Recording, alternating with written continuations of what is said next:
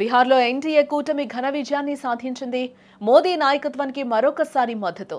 ఎన్డీఏకి శుభాకాంక్షలు తెలిపారు డిప్యూటీ సీఎం పవన్ కళ్యాణ్. మోదీపై ప్రజల నమ్మకానికి నిదర్శనమని కూడా పవన్ కొనియాడారు. అభివృద్ధి, పారదర్శక పాలనకే పట్టం కట్టారని కూడా పవన్ వ్యాఖ్యానించారు. దేశవ్యాప్తంగా ఉత్కంఠ రేపిన బీహార్ అసెంబ్లీ ఎన్నికల ఫలితాల్లో ఎన్డీఏ కూటమి విజయం సాధించడంపై ఆంధ్రప్రదేశ్ నుంచి స్పందనలు వెల్లువెత్తుతూ ఉన్నాయి.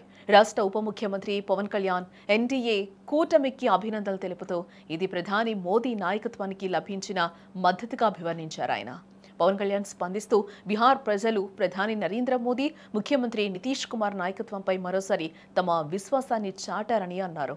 అభివృద్ధి, పారదర్శక పాలనకే ప్రజలు పట్టం కట్టారని, ఈ అపూర్వ తీర్పు దేశం ఎలాంటి పాలన కోరుకుంటుందో స్పష్టం చేస్తోందని కూడా ఆయన పేర్కొన్నారు.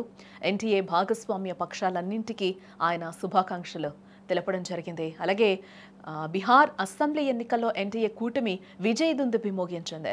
243 అసెంబ్లీ నియోజకవర్గాలకు ఎన్నికలు జరగగా 202 స్థానాల్లో ఎన్డీఏ అభ్యర్థులు ఘన విజయాన్ని నమోదు చేశారు. మరోవైపు ఎంజీపీ అభ్యర్థులు 35 స్థానాల్లో గెలుపొందారు. ఇతరులు 6 స్థానాల్లో గెలుపొందారు.